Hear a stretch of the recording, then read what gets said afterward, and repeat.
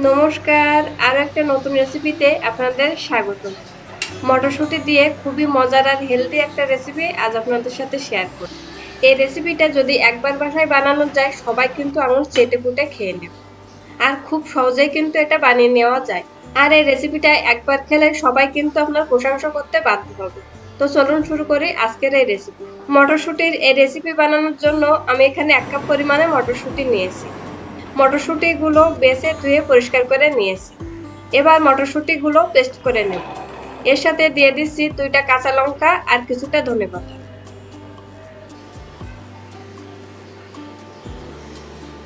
সামান্য জল দিয়ে এবার মটরশুঁটির পেস্টটা করে নেব। দেখুন মটরশুঁটির পেস্টটা করে নিয়েছি। এবার এটা একটা বড় বাটিতে ঢেলে নিচ্ছি।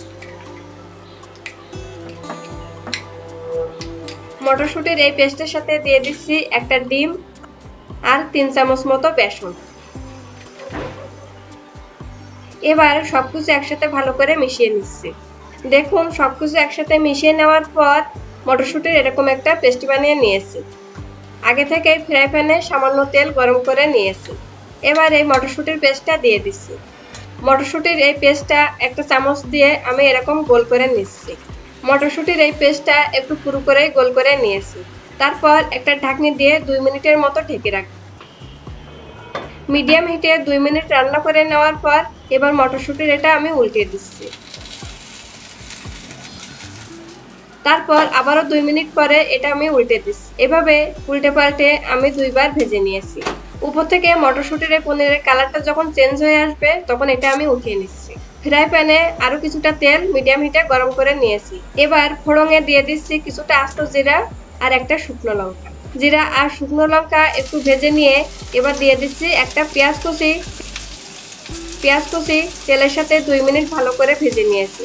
এবার দিয়ে দিচ্ছি 1 চামচ আদা বাটা, 1 চামচ রসুন বাটা, 1 চামচ জিরা বাটা, 1 চামচ ধনিয়া বাটা।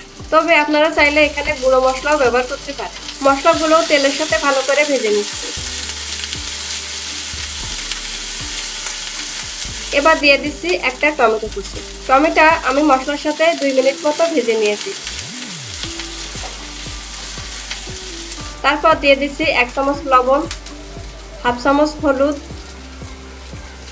আর 1 চামচ মতো শুকনো লঙ্কা গুঁড়া। এবার সামান্য জল দিয়ে আমি মশলাগুলো ভালো করে কষিয়ে নিই।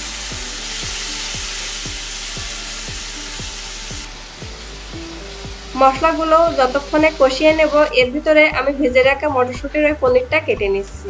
মটরশুঁটির এই পনিরটা প্রথমে লম্বা করে তারপর আড়াআড়ি করে এইভাবে কেটে নিয়েছি। আপনারা পছন্দ মতো যে কোনো সাইজের এরকম ছোট ছোট পিস করে নিতে পারেন। বাসায় যদি মাছ মাংস কিছুই না থাকে তাহলে কিন্তু খুব সহজে এই মটরশুঁটির রেসিপিটা বানিয়ে নিতে পারেন। এটা দেখতে যতটা সুন্দর খেতে কিন্তু অসম্ভব মজার হয়ে থাকে। দেখুন মশলাটা আমি কষিয়ে নিয়েছি আর এরকম সাইড থেকে যখন তেল ছাড়তে শুরু করবে তখন এর ভিতরে দিয়ে দিচ্ছি 1 কাপ পরিমাণের জল। মশলাটা জলের সাথে ভালো করে মিশিয়ে নিচ্ছি। তারপর এটা 3-4 মিনিট ভালো করে রান্না করে নিচ্ছি।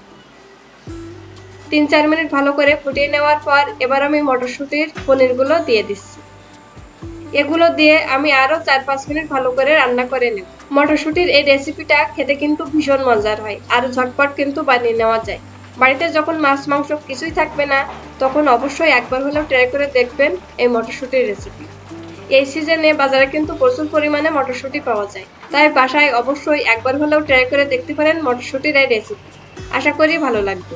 মটরশুঁটির এই রেসিপি কিন্তু আমার প্রায় হয়ে গেছে।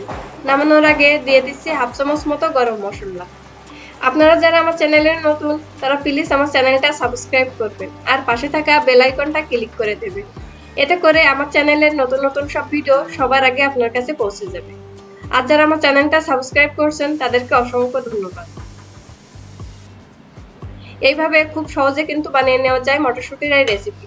ভিডিওটা ভালো লাগলে লাইক কমেন্ট শেয়ার করার অনুরোধ রইল। ভালো থাকবেন, সুস্থ থাকবেন। ধন্যবাদ সবাইকে।